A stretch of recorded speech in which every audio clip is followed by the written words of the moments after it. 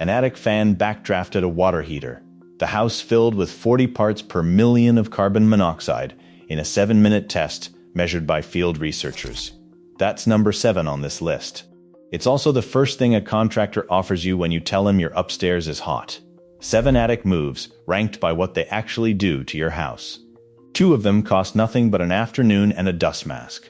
1 of them is worth more than the other 6 put together. And the reason nobody in the trades leads with that one isn't a conspiracy, it's arithmetic. You can't bill a homeowner much for the thing that works. One more thing before we start. About that 55 degrees. Your attic can swing that much on a hot afternoon. Your living room can't, and anyone who tells you otherwise is selling you something. I'll show you exactly where that number comes from.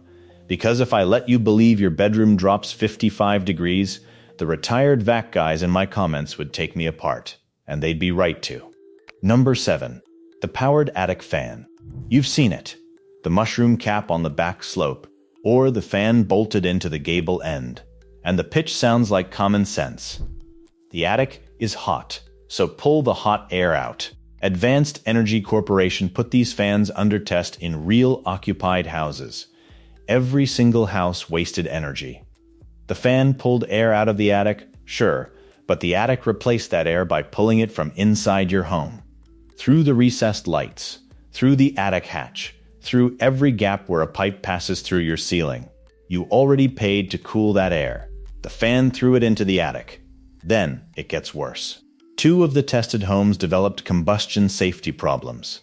One had a water heater that stayed in full backdraft the entire time the fan ran. 40 parts per million of carbon monoxide in a 7-minute cycle. That isn't a warning in small print. That's a measurement. So the fan doesn't just quietly cost you money. In the wrong house, it pulls exhaust gas back down the flue and into the room where your family sleeps.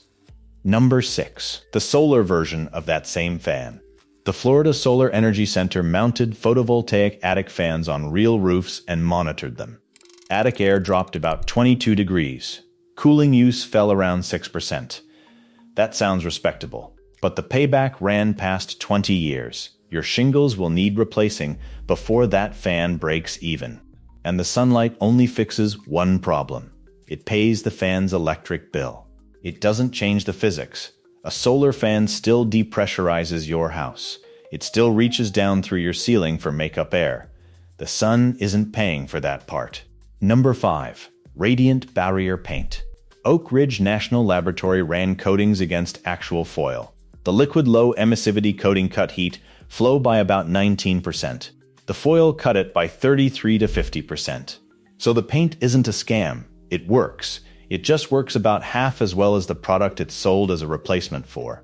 And it's usually priced like you'll never check. Now pause on something. The fan research, the solar fan research, the attic temperature numbers, the coating tests. They all trace back to the same 2 laboratories, the Florida Solar Energy Center and Oak Ridge. The same federal building science record that kills the powered attic fan also caps what a radiant barrier can do for you. This isn't my opinion.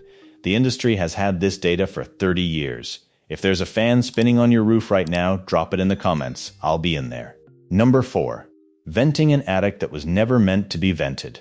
If the underside of your roof deck is sprayed with foam, you have a conditioned attic. It was deliberately brought inside your thermal envelope, and the code has a path for exactly that. Cutting Soffit vents into it isn't an upgrade, it's a hole in your house. So go look before you buy anything. Honestly, that one caveat saves more money than most tips on this channel. Number 3. The Radiant Barrier. Installed correctly. Here's the honest figure, straight from the Department of Energy and Oak Ridge. A radiant barrier cuts ceiling heat gain by 16 to 42%. That's a big number. But your ceiling is only 15 to 25% of your total cooling load. So it lands as roughly 8 to 12% off your cooling bill, not your whole power bill. The cooling slice of it. Anybody quoting you 40% savings is quoting the ceiling number and hoping you don't know the difference. Staple it to the rafters, not flat on the attic floor, because dust settles on foil and dust doesn't reflect anything. And if you live somewhere cold, skip it entirely. You'd be buying a summer tool to solve a winter problem. Number 2. The vent you already own, buried under your own insulation. This is the genuinely free one. Go up with a flashlight and look at where the roof meets the outside wall. In a huge number of houses, somebody blew an insulation and let it drift straight over the soffit vents. The intake is choked, so the ridge vent at the top of your roof is still pulling, but it has nothing to pull from. So it reaches down and pulls from your living room instead.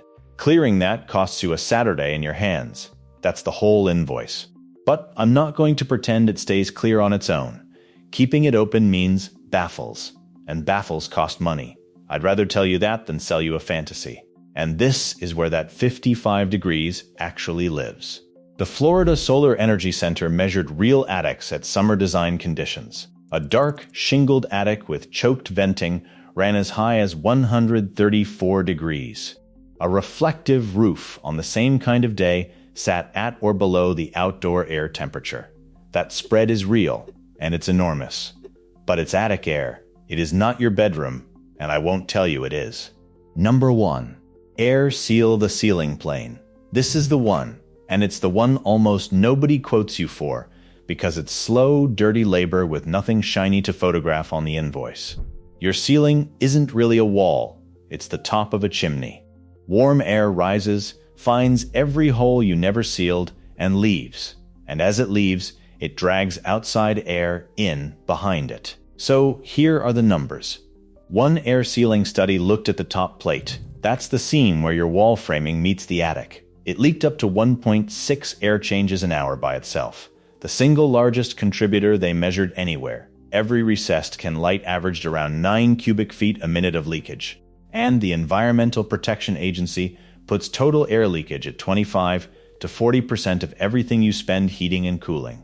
The fix is caulk for the small gaps, low expansion foam for the bigger ones, a rigid foam cap over the attic hatch, sheet metal and fire-rated sealant where the flue passes through, and never ordinary canned foam anywhere near that flue.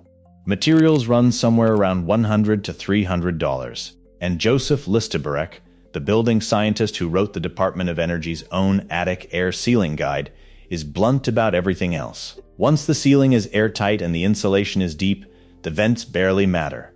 So the order isn't a preference, it's a sequence. Seal it, then insulate it, then make sure air can still move. The fan never makes the list at all. And yes, I'm aware I just spent 9 minutes building toward the thrilling conclusion that the answer is caulk. I get it.